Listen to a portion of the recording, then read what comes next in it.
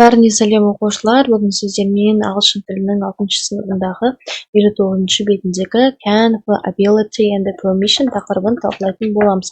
Каналға бір келіп, комментарийге рахмет деп жазып кет.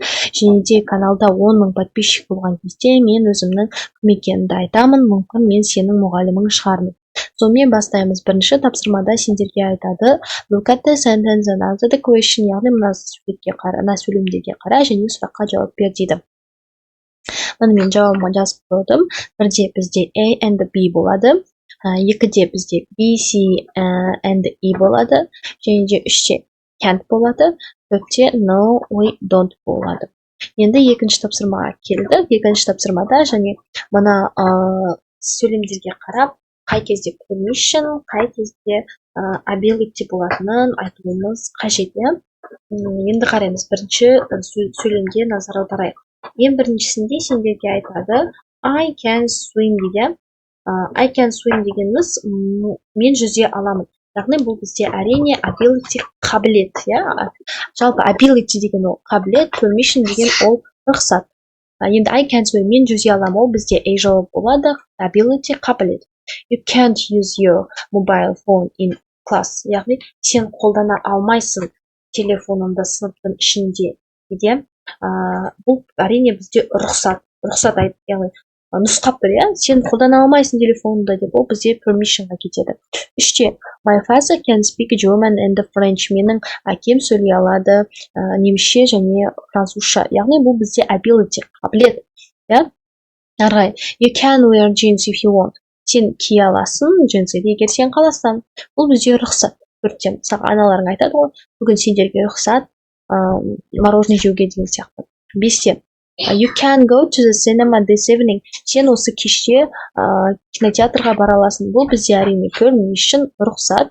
Анасы немесе біреу рұқсат беріп тұр. Алтыға келдік. You can't cook. Сен тамақ жасай алмайсың. Бұл бізде қабілет. Бір нәрсені жасай алу, ол бізде қабілет. Жалпы апайларын түсіндірді деп ойлаймын, балалар.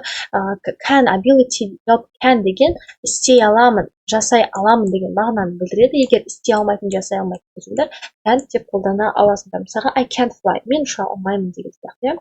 Үшінші тапсырмаға келдік. Үшінші тапсырмада сендерге айтады. Write sentence about your ability, use the ideas in the books дейді. Яғни өзіңнің қабілеттерің туралы айт. Мына жердегі қорапшаның ішіндегі сөйлемдерді мен енді ұшақ сөйлем жаздым. Арғары өзім жазсам болады. Бастадық. Can you speak 3 languages? Сен үш тілде сөйлей аласың ба дейді. Yes, I can. Мен сөйлей аламын. I can speak English, Russian and Kazakh. Мен сөйлей аламын ағылшынша, орысша және қазақша. Екіде. Can you dance the tango? Сен танго билей аласың ба? No, I can't. Жоқ, билей алмаймын.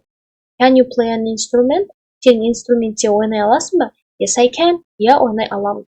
Енді төртінші тапсырмаға келдік. Төртінші тапсырмада өзіңнің айтқан сыныпта не қолдануға болады, не қолдануға болмайды, сол туралы жазып бер дейді. Мұны мен жазып бердім, қараңдар. We can't use mobile phones. Біз қолдана алмаймыз мобильді телефондарды. We can't talk in an exam. Біз сөйлесе алмаймыз емтиханда. We can't wear jeans. Біз джинсы кие алмаймыз. We can't go home for lunch. Біз касқа үйге бара алмаймыз. We can eat at school. Біз мектепте тамақтана аламыз. We can't listen to music at school. Біз мектепте музыка тыңдай алмаймыз дейді. Яғни мына жерде тек қана бірақ болымды сөйлем болып тұр, қалғанның бәрі бізде болымсыз. Яғни қабілетсіздікті білдіріп тұр. Бесінші тапсырмаға келдік. Бесінші тапсырмада мына жерде тұрған key phrases'ларды мына жерге қоюымыз қажет. Бірінші оқып аударып көрейік. Is it okay if I? Бұл жақсы ма, егер это нормально, если я? Бұл жақсы ма, егер де мен? No, sorry, we can't. Жоқ, кешірші, өкінішке орай, сен жасай алмайсың, сен істей алмайсың дейді. Why not? Неге болмасқа? Неге көрмеске? Неліктен жоқ? Yes, you can. Сен ала аласың, сен жасай аласың. Can I, we? Можно нам, можно мы, I, можно я, we деген сияқты. Бола ма деген мағынаны білдіреді.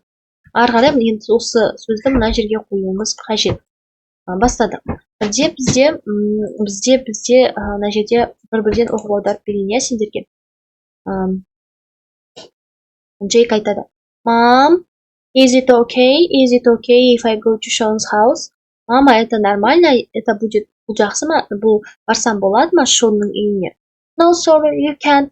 Жоқ, кешір, сен бара алмайсың. I can't? Why not? Мен бара алмаймын. Неге? Because your grandparents are here this afternoon. Өйткені сенің ата-әжең келеді осы түсте. All right. Is it okay if I go this evening? Болады ма мен осы кеште баруымна кешірек? No, not this evening, Jake. You've got a lot of homework. Жоқ, бұл кеште, Jake. Сенде көптеген тапсырмалары бар. Well, can I go tomorrow? Жақсы, ертең барсам болады ма? Ертең бара аламын ба? Yes, you can. Я, сен бара аласың. Great, thanks. Керемет, рахмет. Енді 6-шы тапсырмада мына жерде көппен жазылған сөздерді өзгертіп, өзіңнің текстіңді құруың қажет. Мен саған мына жерде дайындап бердім. Оқып аударайық. Мадыр айтады. Такаши, is it okay if I go Naruto's office? Это будет нормально, егер мен Нарутоның офисына барсам. Такаши, no, sorry, you can't. Жоқ, сен бара алмайсың. Мадыр, I can't, why not? Бара алмаймын, неге?